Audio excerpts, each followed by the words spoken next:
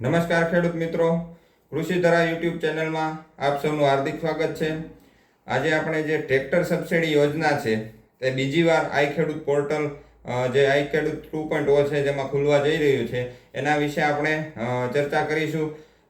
બધા જિલ્લાઓમાં ટાર્ગેટ ઓછો થવાના કારણે એટલે કે આગળની જે અરજીઓ છે તે રદ થવાના કારણે બીજો ટાર્ગેટ ન મળવાથી આઈ ખેડૂત પોર્ટલ પર ખેડૂતો માટે ટ્રેક્ટર માટે ફરીથી અરજી કરવા માટેનો સમયગાળો ખુલી રહ્યો છે। તો આજે આપણે એની ચર્ચા કરીશું કે કેટલી સબસિડી મળે છે, ઓનલાઈન અરજી કેવી રીતે કરવી, અરજી માટે કયા આધાર પુરાવા જોઈશે, ખરીદી ક્યાંથી કરવાની થાય છે, ખરીદી કર્યા બાદ ડોક્યુમેન્ટ કોને જમા કરાવવા, કયા ડોક્યુમેન્ટ જમા કરાવવા અને સબસિડીની રકમ ક્યારે જમા થશે, આ બધા વિશે આપણે સંપૂર્ણ ચર્ચા કરી લઈશું।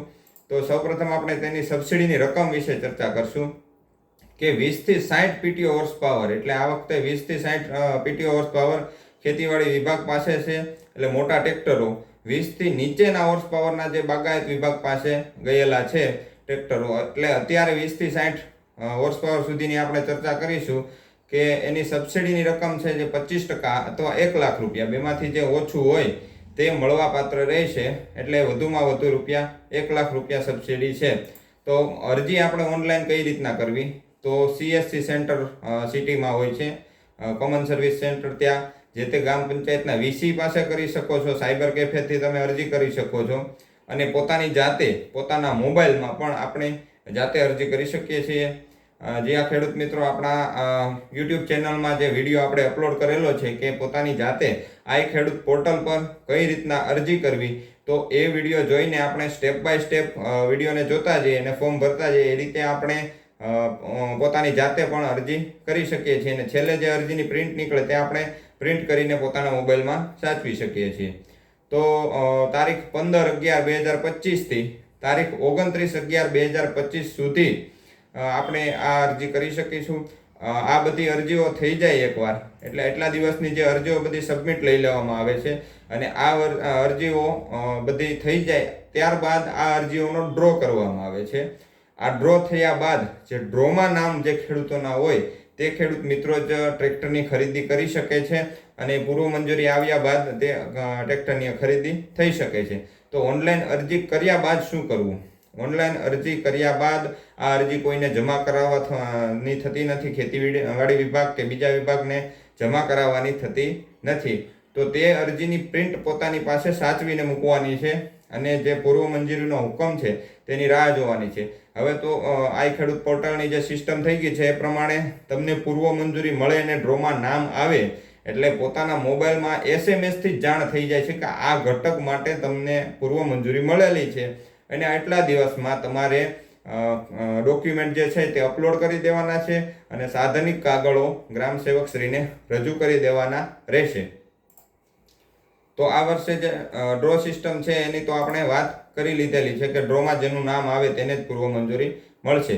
હવે પૂર્વ મંજૂરી મળી ગઈ, પૂર્વ મંજૂરી મળ્યા બાદ ટ્રેક્ટરની ખરીદી તમારે 60 દિવસની અંદર કરી લેવાની રહેશે। એટલે ટ્રેક્ટરની ખરીદી કરી લેવાની રહેશે, ડોક્યુમેન્ટ અપલોડ અને ફાઇલ રજૂ બધું 60 દિવસની અંદર આપણે કરી દેવાનું રહેશે। પૂર્વ મંજૂરીનો હુકમ મળ્યા બાદ ગ્રામ સેવકશ્રી પાસેથી પૂર્વ મંજૂરીનો હુકમ મળી જાય ત્યારબાદ સાધનની ખરીદી કરી અને સાધનિક કાગળો છે તે સાધન સાથેનો ફોટો બધું આઈ ખેડૂત પોર્ટલ પર પહેલા સબમિટ કરવાનું છે। જ્યારે તમે ફાઇલ દેવા જાઓ, ખરીદી થઈ જાય એ વચ્ચેના સમયગાળામાં એટલે આપણે ટ્રેક્ટર ખરીદી લીધું એટલે તરત જ આપણે ડોક્યુમેન્ટ જે છે એ અપલોડ કરી દેવાના રહેશે। તેમાં 7/12 આધાર કાર્ડની નકલ, બેંક પાસબુકની નકલ, ટ્રેક્ટરનું બિલ વગેરે જેવા જે હોય છે ડોક્યુમેન્ટ એ આપણે ઓનલાઈન અપલોડ કરવાના રહેશે। ત્યારબાદ આપણે ફાઇલ ઓફલાઈન જમા કરાવવાની રહેશે। સાધનની ખરીદી ક્યાંથી કરવી? સરકારશ્રી દ્વારા જે માન્ય કરેલી હોય એવી કંપની અને મોડલનો માન્ય ડીલર પાસેથી જ ખરીદી કરવાની રહેશે। આ માન્ય કરેલી કંપની અને મોડલની વિગત આઈ ખેડૂત પોર્ટલ પર ઇનપુટ ડીલરોમાંથી મેળવી શકાય છે। હવે એનો વિડીયો પણ આપણે યુટ્યુબમાં અપલોડ કરી દીધેલો છે જેની લિંક આપણે ડિસ્ક્રિપ્શનમાં મૂકી દઈશું કે ઇનપુટ ડીલરો કયા કયા છે અને કઈ કઈ કંપનીનું મોડલ અથવા કઈ કઈ કંપની આમાં માન્ય છે એ આપણે સરળતાથી જાણી શકીએ। ત્યારબાદ જમા કરાવવાના ડોક્યુમેન્ટ કયા કયા છે?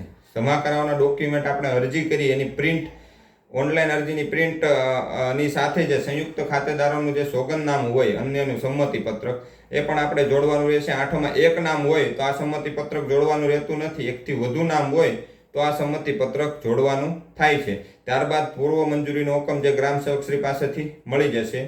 ખરીદીનું અસલ પાકું બિલ, ટ્રેક્ટરનું ડિલિવરી ચલણ, આરટીઓનો સ્ક્રીન રિપોર્ટ એટલે ફોર્મ નંબર 24, આરટીઓ ટેક્સ ભર્યાની પહોંચ, આઈ ખેડૂત પોર્ટલ પરનું ભાવપત્રક અને આઈ ખેડૂત પોર્ટલ પરનું ડીલરનું માન્યતા પત્રક. આ તે બિલથી આપણું ડીલરનું માન્યતા પત્રક છે એટલા ડોક્યુમેન્ટ બધા તમને ડીલર દ્વારા મળી જશે. ટ્રેક્ટરની વીમા પોલિસી સહી સિક્કા સાથેની, લોન લીધેલો હોય તો બેંકનો મંજૂરી રિપોર્ટ એ બેંક પાસેથી મળશે. 7/12/8 આધાર કાર્ડની નકલ, બેંક પાસબુકની નકલ અથવા તો કેન્સલ ચેક, જાતિનો દાખલો.